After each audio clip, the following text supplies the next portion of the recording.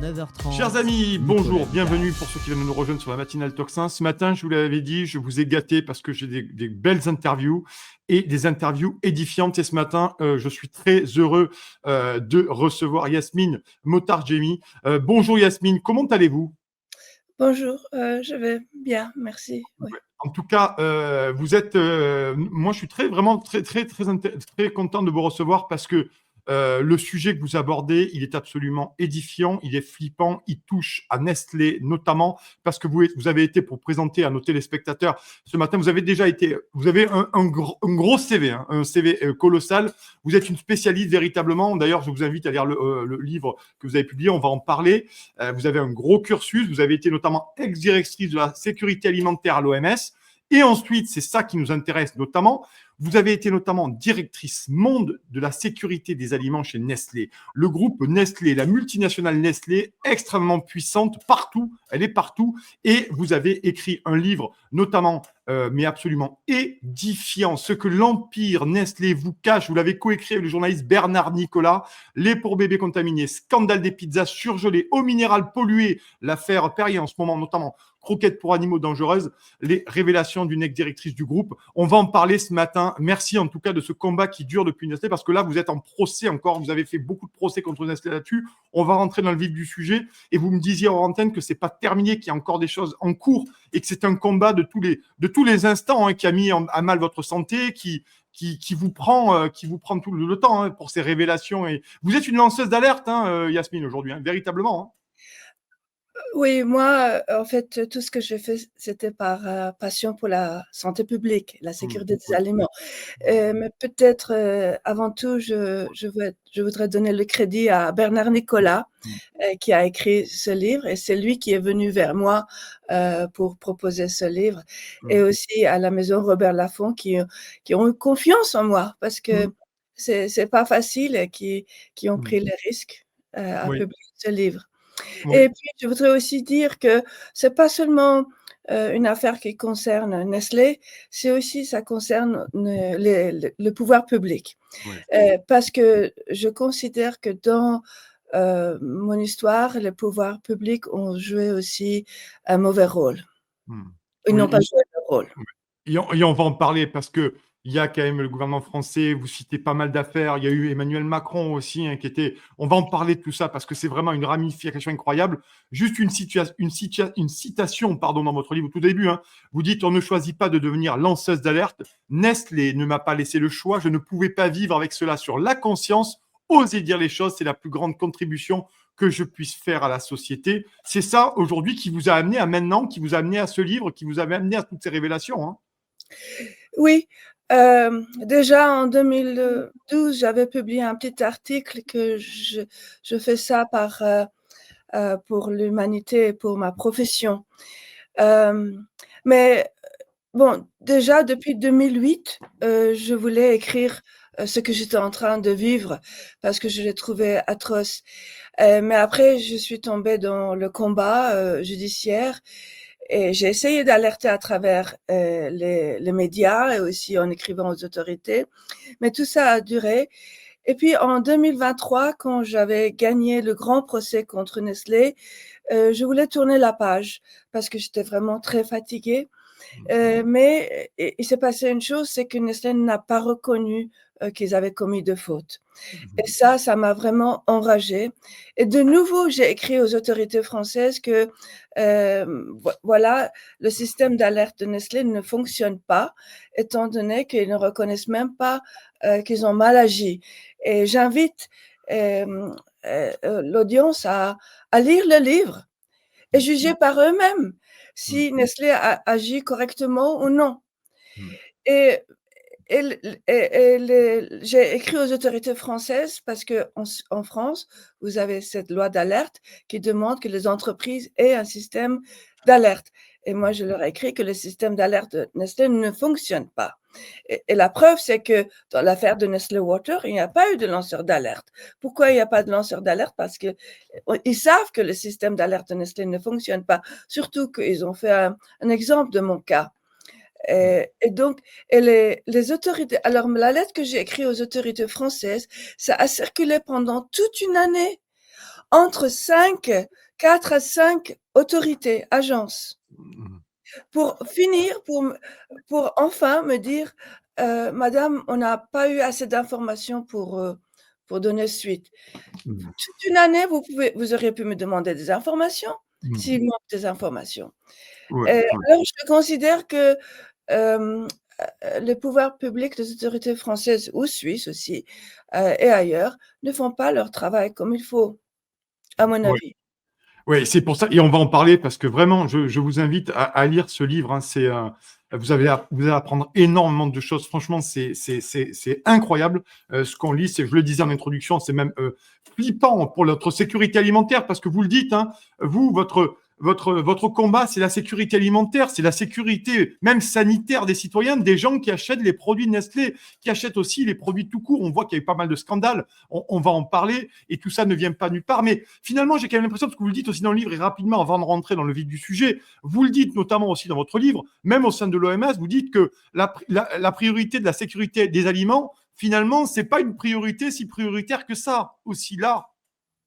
Oui, c'est-à-dire dans les années, 90, il y avait même pas une définition pour le terme sécurité des aliments et on se battait pour avoir un peu de ressources pour pouvoir agir. La sécurité des aliments n'était pas la priorité du secteur de santé publique. Mm. Et j'ai cru que ce serait différent chez Nestlé, mais c'était pas le cas et je peux le prouver enfin, je crois que je l'ai prouvé dans le livre. Mm. Mm. C'est-à-dire, voyez, les entreprises, enfin, je peux pas parler de toutes les entreprises Mm. parce que je connais pas pour les autres, mais pour Nestlé, pour vendre, il faut que le produit a une certaine qualité, c'est-à-dire qu'il y a un bon goût, qu'il y a un bon aspect, hem, mais l'aspect sécurité, c'est la partie invisible du produit, vous voyez? Et Mm. ça se vend pas. Les gens ne vont pas acheter, ah, parce que c'est sûr, si c'est pas joli, si c'est pas assez bon. Donc c'est un investissement et en cas de retrait des produits, c'est une perte aussi.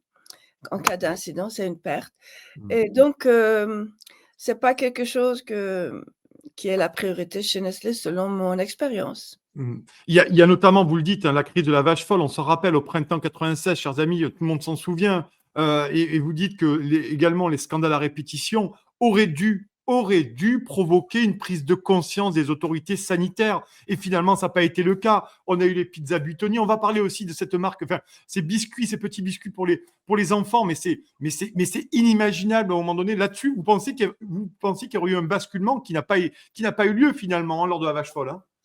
Alors, oui, la vache folle, ça a réveillé les autorités et il y a eu des Ouais. avancements. Mm. Il y a eu beaucoup de progrès, Ouais.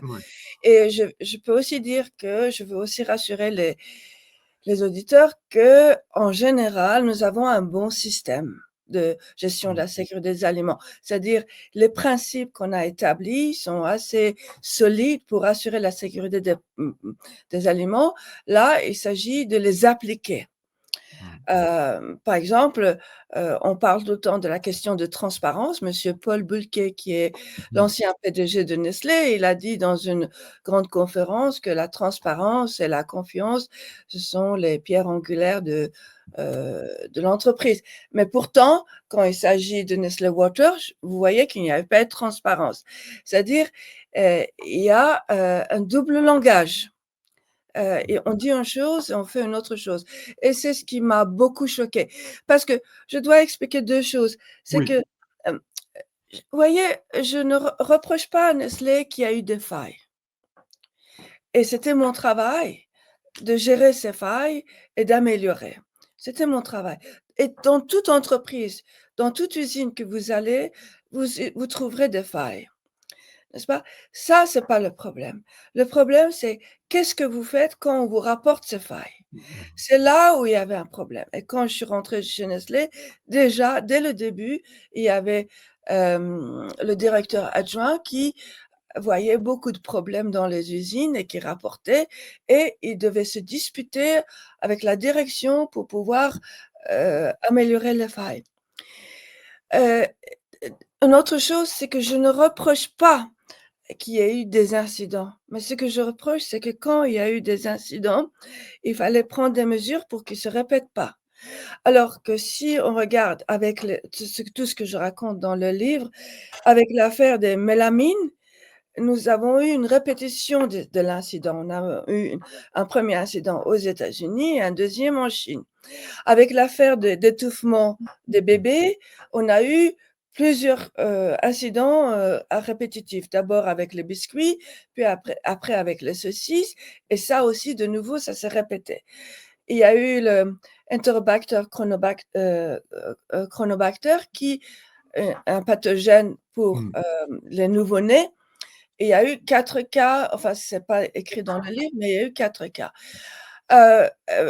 Si je regarde les incidents après, avec Escherichia coli, qu'on a eu avec les pizzas Buitoni, ben, les fautes étaient les mêmes qu'on a eues en 2009 quand j'étais chez Nestlé avec les cookies dough. Ce sont des pâtes de biscuits. Mm. Le fait qu'on n'essaie pas d'apprendre et tirer des leçons, c'est ça qui est grave. Mm. Et je dois aussi dire que le livre, c'est pas seulement à propos de la gestion de la sécurité des aliments. J'étais face à 3 problèmes de santé publique. Premier problème, c'était la sécurité des aliments. Le deuxième, c'est le harcèlement des employés. Le harcèlement, c'est aussi un problème de santé publique. Mm. Et le troisièmement, que le système d'alerte ne fonctionne pas. Quand le système d'alerte d'une entreprise ne fonctionne pas, alors vous pouvez avoir des problèmes dans tous les secteurs. Ça peut être l'environnement, droits humains, finances, n'importe où, si le système d'alerte ne fonctionne pas. Vous avez C'était une gestion que je dirais corrompue, hem, qui ne fonctionnait pas, qui était déraillée. Mm. Mm. Oui, c'est dingue. Je voudrais qu'on revienne là-dessus sur cette histoire de petits biscuits pour que les gens comprennent à quoi vous avez fait face à un problème quand même énormissime. Franchement, ça touchait les nouveau-nés ou les tout petits, concrètement, sur des biscuits qui étaient censés fondre dans la bouche des nouveau-nés pour pas qu'ils s'étouffent. Et là, on se rend compte que tout de même, il y avait un risque d'étouffement avec certains produits de 6 à 8%.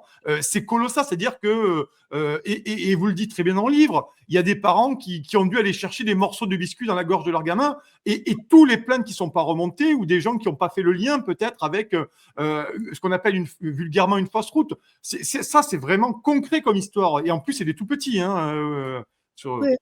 Alors justement, j'ai donné cet exemple pour 2 raisons, Hmm. parce que tout ce qu'il y a dans le livre, ce ne sont que des exemples. Hmm. Et chaque exemple montre un type de faille. Et là, j'ai donné cet exemple parce que je me suis dit: «C'est facile à comprendre, c'est concret» et ça montre, la négligence délibérée.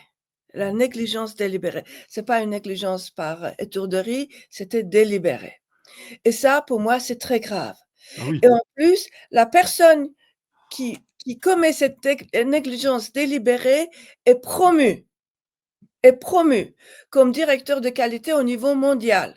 Alors et en plus, il continue avec ses négligences et ça nous a conduit à d'autres incidents Hmm. et ce principe, cette culture, qu'on promeut ceux qui prennent des risques, au détriment de la santé des consommateurs, pour moi, c'est inacceptable et ça a été même, avoué, admis par la directrice de Nestlé Water qui, lors de l'enquête, sénatoriale sur l'affaire de Nestlé Water, Hmm. elle dit: «On n'a pas cherché à savoir qui avait décidé cette fraude et l'a sanctionné» Hmm. et c'est exactement ce qui se passe avec cette affaire Hmm. de biscuits pour bébé.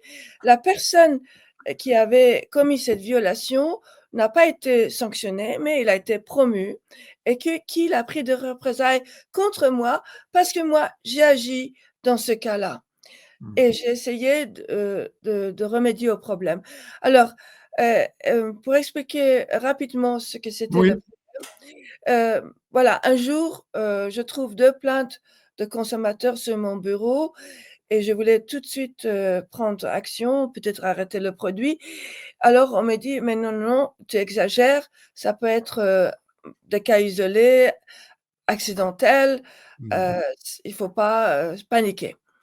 Alors je dis: «D'accord, mais dans ce cas, je voulais m'assurer que c'était vraiment le cas. Je dis: «Je veux Oui. voir toutes les plaintes pour l'année 2002 pour ce produit» et là, dès que je reviens de ma mission, je trouve qu'il y avait à peu près 40 cas, pour, juste cette année. Alors, de mon travail à l'OMS, je savais que s'il y a 40 cas qui a été annoncé, je peux être sûre qu'il y a 10 Mmh. fois ou 100 fois Oui. plus, Ah heu, oui. parce que pas tous les parents, vont téléphoner. Certains parents vont penser que, ah, c'est la faute de leur bébé et ces produits étaient, vendus pour les bébés de 8 mois et ces bébés n'avaient pas de dents pour croquer et ce produit était très dur et il bloquait la gorge des bébés et ce directeur chez Nestlé France, il recevait ces plaintes et il n'a rien fait et en plus, j'ai trouvé sur ma chaise, une note, que quelqu'un m'avait mis anonymement, Mmh. et dans cette note, c'était marqué, «Si vous voulez des biscuits pour bébé, eh ben, vous pouvez oublier la sécurité des aliments» et c'est ce qu'ils ont fait. Alors évidemment, moi, j'ai écrit tout de suite une lettre à mon directeur et qui m'a soutenue et on a écrit à la direction pour remédier au problème, mais je suis pas sûre qu'ils ont remédié le problème parce que plus tard, j'ai trouvé sur internet, un site où les parents se parlaient et jusqu'en 2012, ils rapportaient, des cas d'étouffement chez bébé. Alors je Mmh. pense qu'ils m'ont même menti. Mmh. C'est et l'étouffement, des bébés n'a été pas pris au sérieux. On a eu donc le même problème avec un autre produit en France, de nouveau en France et là, des bébés sont morts. Incroyable. Mmh, ouais. Ouais, c'est incro et ouais, et c'était à quelle époque ça? C'était à quelle époque ce nouveau problème? Les bé la mort des bébés, ça, c'est allé jusqu'en 2012-14, je crois. Mmh. Je crois le Mmh. dernier, c'était 2014 et alors, je sais que dans 2 cas, les parents ont porté plainte et puis, dans un cas, ils ont dû se battre une dizaine d'années pour avoir, une somme dérisoire, alors que l'enfant n'était pas mort, il était handicapé, elle était handicapée. Dans un autre cas, l'enfant était mort et puis mais comme il n'avait pas, le ticket de caisse, il pouvait pas prouver que c'était le produit Nestlé, alors que ça se passait seulement avec le produit Nestlé, ces étouffements. Mmh. Ah ouais, c'est incroyable. Il y a eu aussi la crise, on va rapidement parce que je voudrais qu'on parle aussi. Merci d'être là ce matin, pour ce grand entretien, vraiment, ce livre-là, je vous recommande de l'acheter, procurez-vous-le, lisez-le. C'est, Yasmine Motargemi, ça a été, notamment sous la plume du journaliste Bernard, Nicolas et c'est publié chez Robert Laffont. Il f Vous l'avez dit, il faut louer les éditeurs qui prennent le risque de publier ce genre de livre. Voilà, il Absolument, faut le dire parce qu'on les critique, mais quand il y a un bon livre qui sort, il faut savoir aussi le dire, il faut être tout à fait honnête intellectuellement et c'est bien que Robert Laffont ait pris, l'initiative du moins de vous proposer d'écrire ce livre, et du moins publier ce livre en tout cas. Et on va continuer à en parler. Je voudrais qu'on parle rapidement de Buitoni et après nous parlerons notamment du scandale des eaux minérales. Hein, vous avez été auditionné là-dessus. Et je voudrais qu'aussi on parle aussi rapidement de la privatisation de l'eau parce qu'il y a des choses incroyables que vous dites dans votre livre. Mais sur le scandale Buitoni, il y a eu aussi ce scandale dont toute la France a entendu parler là-dessus. Comment ça s'est passé? Qu'est-ce qu'on peut en retenir de ça? alors, dans l'affaire Butoni, déjà une année avant qu'on apprenne l'affaire, qu'il y a eu cette intoxication, il y avait un employé qui avait diffusé des photos de l'usine, qui montraient, une situation vraiment déplorable, vraiment très sale et affreuse et c'était choquant. Ces photos sont déjà choquantes, mais personne n'avait prêté attention et et après jusqu'à ce que Et il y a eu cette intoxication, on dit plutôt toxi-infection Ouais. alimentaire à Escherichia coli au 157, parce qu'il y a différents Escherichia coli, ils ne sont pas tous Oui. très dangereux. Ce germe-là, il est particulièrement dangereux pour les enfants et à petite dose. Il y a eu donc 56 personnes qui sont tombées malades, gravement malades. Et parmi ces 56 personnes, il y avait 55 qui étaient des enfants et 2 qui sont morts. Et d'autres qui ont souffert des séquelles vraiment très graves. Je dois aussi dire que ça, ce sont les cas qui ont été hospitalisés. Mais certainement, le nombre de cas réels ou des gens qui, par exemple, des adultes qui ont eu peut-être une gastro-entérite, peut-être qu'il y a eu beaucoup plus. Dans un article, j'ai vu que peut-être il y a eu 500 cas d'infection. C'était un article qui avait dit ça. Alors, l'enquête, d'abord, un autre point qui est important de mentionner, c'est que jusqu'à aujourd'hui, je n'ai pas vu un rapport d'enquête qui nous explique exactement ce qui s'est passé. Et c'est là où je dis que nos autorités aussi ne font pas leur travail comme il faut, parce que chaque fois qu'il y a une toxi-infection alimentaire ou il y a un incident, moi, je n'ai jamais vu les autorités de fournir un rapport d'enquête. Et je dois aussi dire que dans les 10 années que j'étais chez Nestlé, j'ai jamais été inspectée par les autorités, même pas quand on avait des incidents. Ils sont jamais venus me demander: «Mais pourquoi vous avez eu cet incident? Qu'est-ce que vous faites? Comment vous faites?» tout ça, rien. Hem et même une fois, j'ai écrit à l'assistant d'un député que: «Vous devez me tenir responsable de la mort de ces enfants Ah oui. jusqu'à ce que je prouve que j'ai fait mon travail. Vous devez me tenir responsable» et et pas de réponse. Mmh. Mmh. Heu, Ouais. donc ce cas-là, Nestlé, elle-même dit que dans un communiqué, dit qu'en fait, la bactérie se trouvait dans la farine. En fait, c'est la faute de la Mmh. farine. Ouais. Sauf que, déjà, par leur premier incident aux États-Unis avec Cookie Dough, ils savaient que la farine peut être contaminée. Mmh. Et aux États-Unis, ils traitent la farine avec un traitement thermique pour, tuer toute, bactérie. Ouais. Alors pourquoi ils l'ont pas fait ici en France? Mmh. Pourquoi ils l'ont pas fait? Mmh. Alors, il se peut, que dans la gestion des risques, ils se sont dit que bon, la pizza va être, cuit, par les consommateurs et que la bactérie sera tuée pendant la cuisson. Si tel était leur raisonnement, ils devaient, étiqueter le pizza correctement et mettre un étiquetage, pour signaler le risque et surtout que le produit est congelé. Mmh. Quand le produit est congelé, il faut monter la température de -18 à plus de 70 Mmh. et il risque, si les consommateurs ne sont pas avertis par un étiquetage correct, et peut-être qu'ils vont pas, le faire correctement. Vous voyez? Ouais. Alors, il Mmh. y avait donc un problème probablement, je dis probablement parce qu'il y a pas d'enquête, j'ai pas pu participer dans l'enquête. Il y avait un problème d'étiquetage aussi. Mmh.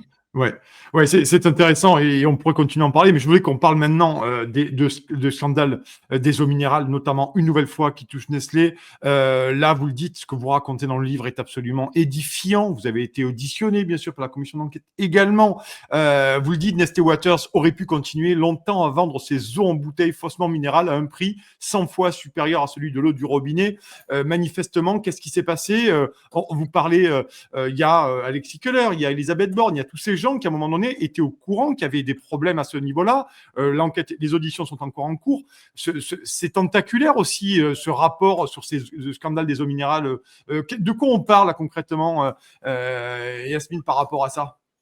Alors, jusqu'à maintenant, Nestlé n'a pas fourni, d'informations pourquoi ils ont filtré. Vous voyez, dans Mmh. le dans l'enquête, sénatoriale, le rapporteur, et le président, ils ont, essayé de demander, mais ils n'ont pas ils n'ont pas répondu à la question: «Pourquoi? Est-ce que c'était les installations qui étaient vétustes ou la source est contaminée?» Donc on sait toujours pas, disons, Mmh. on n'est pas plus intelligent aujourd'hui sur la cause. Mais donc certainement, mais ils le disent qu'on a filtré, on a fait ces traitements illégaux pour assurer la sécurité de l'eau. Mmh. Alors ça, c'est très important parce que si ils ont fait ça pour assurer la sécurité des aliments, c'est qu'il y avait une contamination quelque part, n'est-ce pas? Alors, hem, ce que peut-être on n'a jusqu'à maintenant pas prêté assez d'attention, c'est que nous avons un système de gestion de risque dans la gestion de la sécurité Mmh. et dans, ce système de gestion de risque, un une entreprise et par la réglementation, est obligé de documenter tous les risques et les Mmh. traitements qu'il applique. Ils sont obligés de le faire. Alors, ce qui est étonnant, c'est qu'on ne sait pas si les inspecteurs, ils ont inspecté la documentation ou non. Parce Mmh. qu'on dit que les inspecteurs n'ont pas vu ces traitements, ces filtrations, qu'ils étaient cachés. Mais l'entreprise était obligée de les documenter Mmh. Mmh. et de les surveiller ces traitements et fournir aux inspecteurs, heu, que ces traitements sont sous contrôle, à tout moment. Parce que dans l'enquête, ils disent aussi dans l'enquête sénatoriale, ils disent qu'il y a eu des dérives ponctuelles. Mmh. Justement, c'est pourquoi on surveille les traitements. Mmh. Et alors la grande question, c'est est-ce que Nestlé n'a pas appliqué le système de gestion des risques comme elle doit le faire par la réglementation, ou elle l'a fait et que les entreprises n'ont pas examiné, les inspecteurs n'ont pas examiné. Mmh. Alors tout ça, ça reste, une question ouverte Ouais, et oui, jusqu'à mais parce que maintenant, vous ouais. je l'ai rapporté, à la commission, mais jusqu'à maintenant, personne n'a examiné cet aspect de l'affaire. D'accord, c'est incroyable parce que vous dites notamment qu'en février 2023, à l'issue d'une réunion interministérielle rassemblant Matignon et les ministères de l'économie et de la santé, la première ministre de l'époque, Elisabeth Borne, signe une note surprenante dans laquelle elle précise que Nestlé Waters peut continuer à traiter ses eaux minérales naturelles avec ses systèmes de filtration interdits. Et il y a aussi également Alexis Keller, qui est d'ailleurs qui pantoufle en ce moment à la Société Générale, qui est parti du secrétaire général de l'Élysée. Là-dessus, ils savaient en fait, le pouvoir savait concrètement, ils avaient, quelle était leur connaissance du pouvoir selon vous, Yasmine, par rapport à cette question des eaux minérales? Pardon, vous pouvez répéter la question? Oui, Excusez-moi. dites-moi le pouvoir, vous l'écrivez, ils avaient quand même connaissance de ça, Bah, ils cette note surprenante, vous dites une note surprenante d'Elisabeth Borne. Alors, ce qu'on on doit réaliser, c'est que l'affaire a été connue d'abord, Oui, par un lanceur d'alerte d'une autre oui. entreprise qui s'appelle, Alma et donc après quand Nestlé s'est rendu compte que, ben, l'affaire est connue, bon, ils sont allés, ils ont avoué qu'il applique ces traitements et ils sont allés voir les autorités. Et ils se sont mis d'accord, avec les autorités pour continuer avec ces traitements. Vous savez, le problème ici, c'est que moi, je peux comprendre qu'ils avaient un problème et que peut-être pendant une période, pour résoudre le problème, ils devaient faire quelque chose qui n'était pas légal et qu'ils obtiennent une dérogation. Ça, c'est Mmh. compréhensible. Ce qui n'est pas compréhensible, ce qui n'est pas acceptable à mon avis, c'est qu'on l'a pas dit aux consommateurs. On n'a Mmh. pas dit aux consommateurs: «Voilà, cette eau a ce traitement pour assurer la sécurité, mais le produit final est conforme avec, les critères normal» Mmh. et cette manque de transparence, qui fait que la situation est grave. Parce que comme j'ai écrit dans le livre, il y a eu d'autres cas, où le produit était contaminé et avec des substances ou des agents qui ne devraient pas être là, illégaux, et que les autorités ont permis que le produit reste sur le marché le temps que l'entreprise change l'emballage. Vous voyez? Donc, on peut avoir des situations comme ça, si le produit ne présente pas de risque pour les consommateurs, mais il faut le dire aux consommateurs. Mm. Mm. C'est justement, c'est la leçon après la vache folle, la question de la transparence Mm. et aux consommateurs. Non, mais oui, parce que c'est assez incroyable là-dessus. Effectivement, on en parle et on continue d'en parler ce matin avec vous. Il y a aussi, vous le notez aussi, c'est intéressant. On va directement parler maintenant d'Emmanuel Macron. Vous dites à un moment donné, Emmanuel Macron et Peter Brabeck-Letmathe, l'ancien PDG de Nestlé, se sont connus quand en 2007 et où au sein de la fameuse Commission pour la libération de la croissance française, présidée par qui? Par Jacques Attali et dont Macron était le rapporteur adjoint. Là-dessus, ils se connaissent là-dessus. Et ensuite, Emmanuel Macron, en septembre 2008, devient banquier d'affaires chez Rothschild. Et qu'est-ce qui se passe 4 ans plus tard, vous le dites, devenu le plus jeune associé gérant de la très puissante banque, il conseille qui? Peter Brabeck, alors chef exécutif officer, CIO, si vous préférez, de Nestlé pour le rachat de la branche nutrition infantile du laboratoire américain Pfizer. Là, on peut se poser des questions aussi, du moins légitimes, j'imagine, quand même, sur cette question. Oui, en fait, à ce haut niveau, il y a ce copinage entre toutes les autorités et les chefs des entreprises. Et comme j'ai dit dans une interview, moi, je ne suis pas contre que les autorités, les grands chefs d'entreprise se parlent. C'est normal qu'on doit se parler. Mais ce qui est le problème, c'est que quand on ne donne pas la priorité aux consommateurs et qu'on cache aux consommateurs. Et ça, de nouveau, toutes les crises, on a appris que si on cache la vérité aux consommateurs, ça va devenir un plus grand scandale, parce que tôt ou tard, la vérité sera connue et cacher l'information des consommateurs, c'est scandaleux.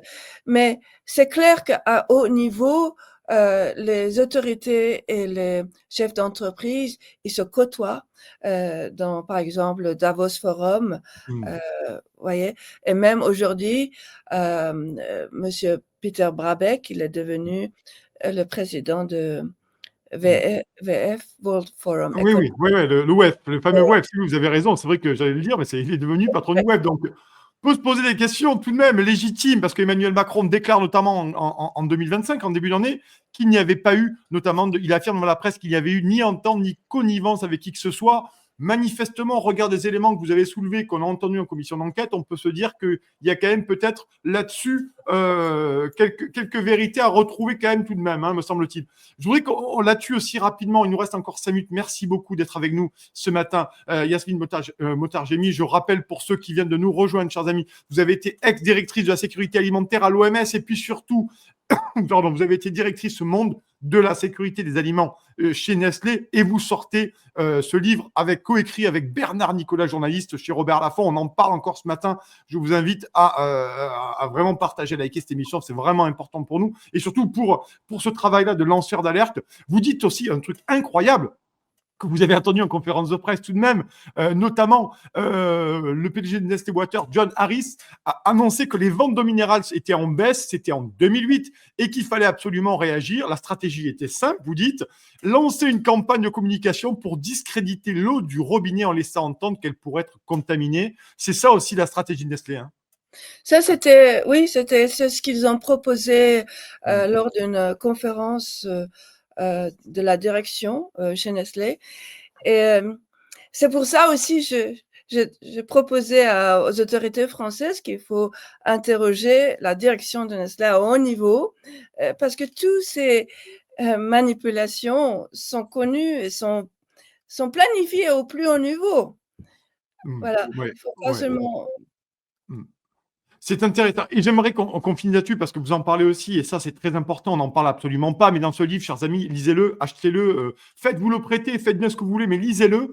Il y a aussi l'histoire de la privatisation de l'eau Ça aussi, c'est un vrai truc qui doit nous alerter, nous tous, hein, notamment le force lobbying de l'industrie de l'eau en bouteille. Vous dites, en 2011, à l'initiative de Nestlé, il y avait le soutien du gouvernement suisse. Il crée le Water Resource Group, une entité pilotée par la Banque mondiale et le cabinet international de consulting, je vous le donne en mille, McKinsey Company. Ça aussi, là aussi, il y a un risque de privatisation de l'eau, notamment vous citez plusieurs gisements en Amérique du Sud et tout. Comment ça se passe? De quoi doit-on avoir peur aujourd'hui? Bien, Nestlé a une grande influence partout sur les autorités Ouais. et ils sont capables de convaincre par leur façon Mmh. et les responsables locaux pour acheter les sources d'eau et puis, exploiter les ressources d'eau aux dépens des agriculteurs ou de la population locale. Alors l'affaire de Brésil, c'est un cas où, ils voulaient acheter les sources d'eau et puis il y avait les citoyens locaux qui étaient contre et Nestlé avait, espionné une ONG, l'ONG Attac, Mmh. pour savoir, heu, pour savoir les ONG qui résistent ou qui aident contre cette tendance. Mmh. Ouais, ouais, ouais. Oui, parce que l'eau, tout de même, si on commence à parler de la privatisation de l'eau, on parle d'un droit fondamental à s'abreuver, du moins à se désaltérer ou à boire tout simplement pour exister, pour survivre. Parce que sans eau, je rappelle, chers amis, même si j'enfonce une porte ouverte, que sans eau, on ne vit pas, enfin, on ne peut pas vivre bien longtemps. Il y a cette question aussi concrètement aujourd'hui hein, qui se pose à nous. Hein. Tout à fait. Ouais. Parce que ça veut dire que les gens qui pourront se payer, ils iront se payer des bouteilles minérales. Alors, je ne sais pas si ce n'est pas des bouteilles d'eau minérale, parce qu'apparemment, ce n'est plus le cas. Et puis les autres, eh ben, ils vont faire quoi? Ils vont devoir payer des cotisations j'exagère, mais concrètement, c'est un peu la trajectoire, oui ou pas? Oui, tout à fait, mais pour vraiment comprendre cet Ouais. aspect de privatisation de Oui. l'eau, il Mm. faut voir un film qui s'appelle, L'eau en bouteille, La vie en bouteille ou L'eau en bouteille, Mm. Bottled Life, Mm. Oui. Bottled Life et ça, dans ce film, on explique très bien, comment la population locale, si elle veut avoir de l'eau propre, elle doit acheter de l'eau en bouteille Mm. et Mm. et puis ceux qui ne peuvent pas se payer, ils vont avoir de l'eau contaminée. Ben, c'est absolument incroyable. En tout cas, moi, je suis très heureux de vous avoir reçu ce matin pour ce livre-là. Yasmine Motarjami, pardon, coécrit avec ce livre-là, coécrit avec Bernard Nicolas, qui a travaillé sur la plume. Mais tout ce qui est révélé dedans, c'est absolument hallucinant. C'est publié chez Robert Laffont. On espère que ce livre prendra et que votre témoignage, hein, Yasmine, prendra de l'ampleur et que vous êtes entendu un peu partout. On espère vraiment parce que il faut que les consommateurs aussi soient alertés sur ces pratiques-là. Je pense que c'est important. Et puis, il en va leur sécurité. Vous le dites, hein, vous, votre leitmotiv, c'est la sécurité alimentaire des consommateurs. Hein, c'est rien d'autre. Concrètement, aujourd'hui, vous êtes en procès sur la... Oui, dites-moi. Allez-y. C'est le bien-être des consommateurs. Mm. Et peut-être, pour finir, un mot Oui. de ma part, ce que les consommateurs doivent se rendre compte, c'est que leur bien-être, la sécurité des produits qu'ils achètent passe par le bien-être des employés. Mm. Si les employés vivent dans une culture de peur, s'ils sont maltraités, il y aura pas de sécurité des produits. C'est Mm. pourquoi le problème, de harcèlement, la culture de l'entreprise et la sécurité des aliments, le système d'alerte font tout un ensemble. Et oui, effectivement, c'est bien de le rappeler parce que effectivement, c'est un préalable à toute chose et on appelle ça la dignité humaine et le droit à se nourrir normalement et sereinement. Merci beaucoup d'être Si venu. je peux encore dire Oui, un allez-y, allez-y. Oui. oui, hem, pour moi, ce qui m'a vraiment choqué chez Nestlé, c'est que quand vous donnez l'alerte et que vous dites que ça va pas, il y a des problèmes, je demande que vous venez faire un audit et qu'ils refusent de faire un audit, qu'ils refusent de venir voir. La direction de Nestlé refuse de venir voir. Et quand il s'agissait de ma plainte pour harcèlement, ce n'est qu'après 3 ans qu'ils font une plainte fictive, bidon, que le tribunal a reconnu que c'est comme un simulacre d'enquête et un acte de harcèlement en soi.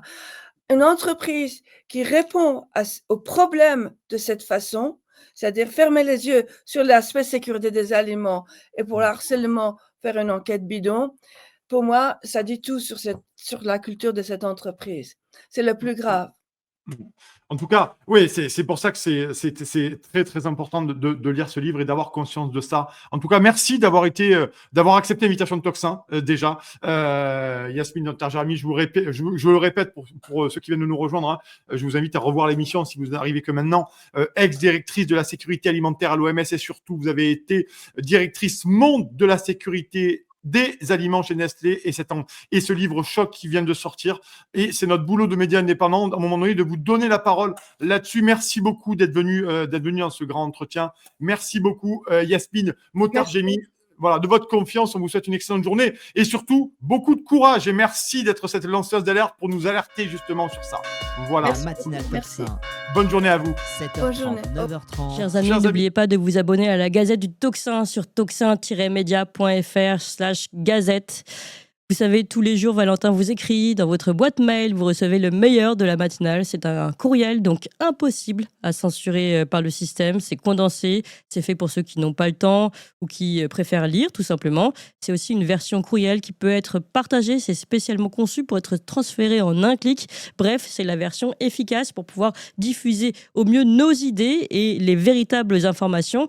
Pour recevoir gratuitement la Gazette tous les soirs, inscrivez-vous donc tout de suite sur toxin-media.fr/gazette, toxin-media.fr/gazette. À bientôt.